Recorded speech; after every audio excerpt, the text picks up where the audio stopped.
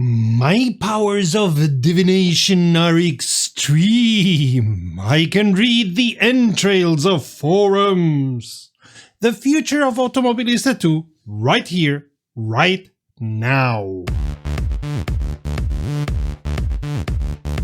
This video is dedicated to the over 700 trees that are going to be destroyed to get the F1 track in Madrid City to work, especially against the many transgressions on sound and pollution laws that have been pointed out by experts already in a preliminary study, as we suppose the FIA or Liberty Media or whoever is going to grease enough palms to make politicians forget those. Greetings Romy, you're watching Rom, the channel sharing the joy of sim racing and our regular news roundup, our weekly sim racing news. Thanks to all those who come here often, especially those who subscribe, and even more, our patrons. My name is Serta and I will be your host for this video.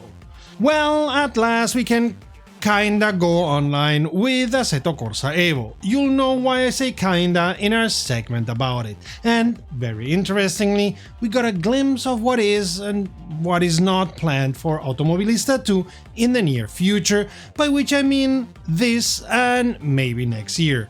As always, that's not the only news we have, including a segment on how the last garage is doing and what it might be doing in the future. Come in, and let us regale you with all the wondrous news of a wondrous sim racing future. The Last Garage, Marcel Offerman's upcoming sim, published new information on their blog, letting us know the work in the last months was mostly concentrated on physics and driving experience and the setup and configuration of new controllers, to which we suppose we can include the SimoCube Active Pro pedals. See the link up there. Interestingly enough, but in line with Marcel's idea of creating a physics simulation first, it seems they've also built a virtual wind tunnel to test the virtual cars.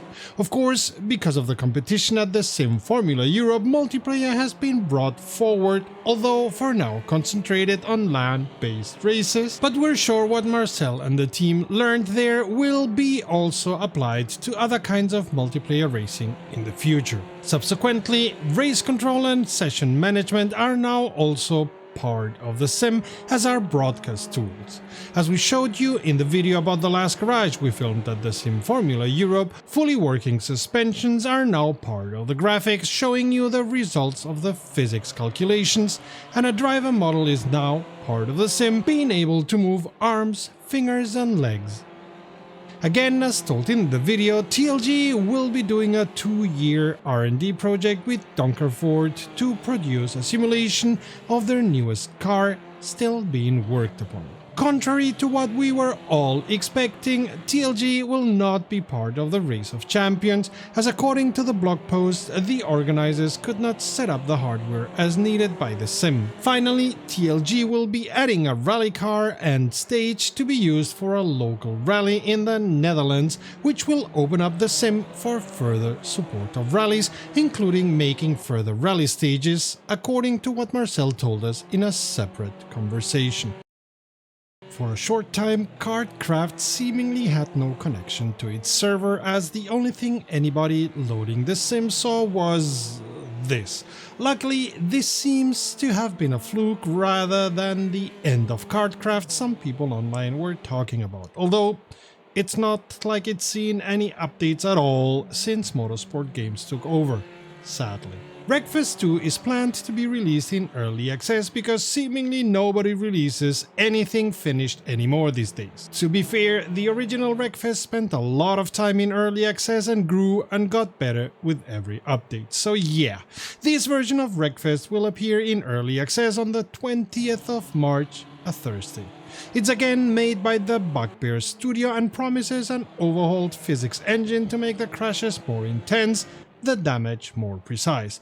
Also, at some point during early access you will be able to exchange liveries with other players, and also at some point during early access mod support will come into play, pun intended. Multiplayer, so it seems, will be there from day one. We cannot wait. F1 Manager 24 will be on the Epic Game Show for free next week, and I still don't know if that isn't paying too much for it.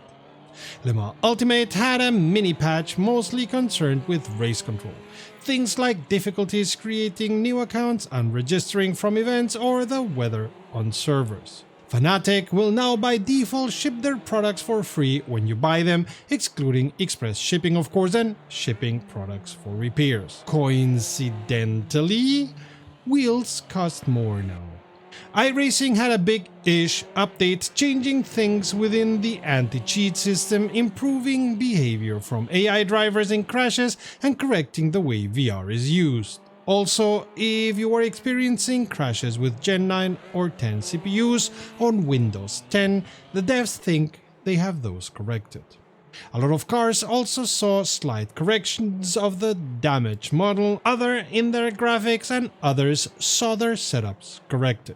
Also, and with regards to tracks, a lot of them saw corrections in the general area of penalties. World of Outlaws, the dirt driving game released by iRacing, came out for PC on Steam last week, so we either misunderstood the thing with console exclusive when it came out for consoles, or iRacing for whatever reason thought better of it. In a small setback to anyone fighting against the sunsetting of games, the British government refused to extend consumer law to protect gamers against this practice. At the moment, it's not clear what the status of the EU initiative is, but we'll keep on the ball for sure. Assetto Corsa Evo is online at last, and it only took them 3 weeks to keep their promise. A fact Kunos glosses over in their release notes as if nothing happened. This of course all comes with the latest release of the sim, the 0.1.5. So apart from online now working at last, this means dealership, game economy, academy, car ownership and personalization are also now working. Although our first test showed a lot of bugs and some crashes while on VR, but on the other hand this is an early access release.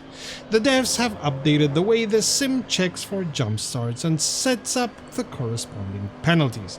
They also updated the sounds a bit, as well as the TV cameras. Special events got leaderboards, added some localization updates and changed the restart session behavior. Unfortunately, not much has been changed in the rendering department, but we expect this will take some time and tweaking anyway. Strangely enough, they consider changing the auto-clutch behavior on the Mazda MX-5 and Hyundai i30N as solving a physics issue. Are we missing something? Anyway. Fixes in collisions in Suzuka, Laguna Seca and Suzuka West, as well as in the pit box in Imola, round up this newest update.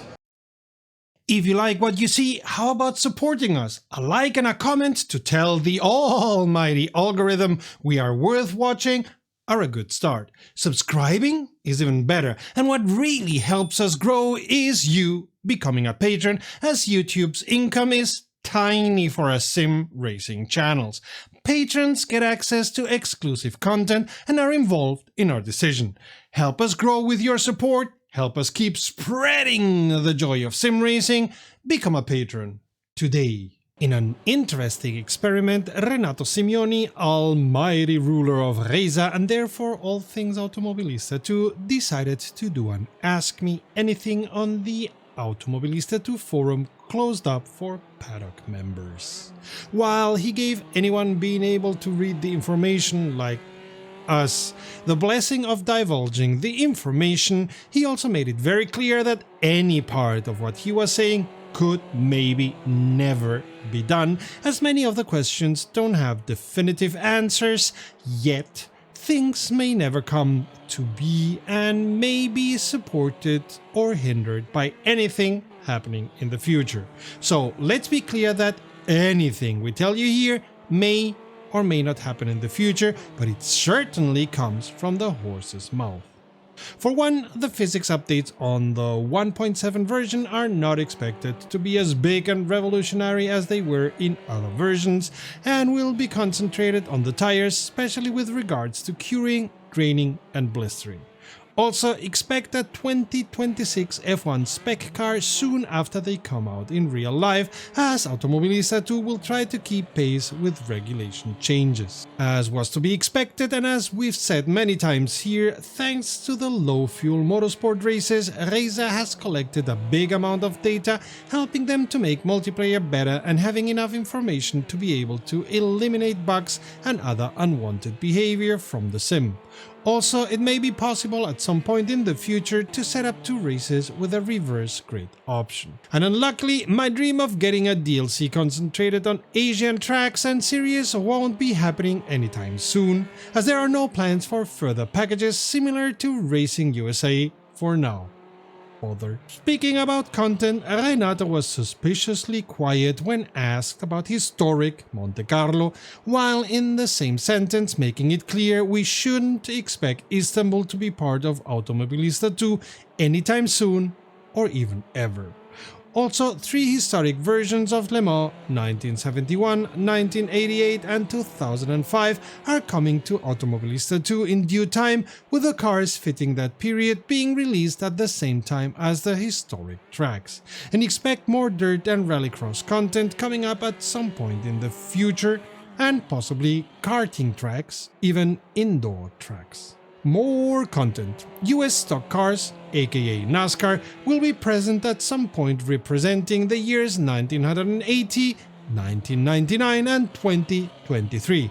And at last, Stadium Super Trucks are going to be put on the list of upcoming content. Rolling Stars will be getting a serious overhaul sometime soon-ish, as will the HUD.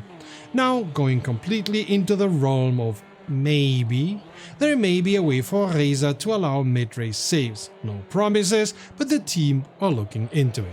And let's finish this piece with a direct quote from Renato. We're not planning to call it a wrap anytime soon, especially because they are financially comfortable. So if you like Automobilista 2, it still has some mileage. Pun intended.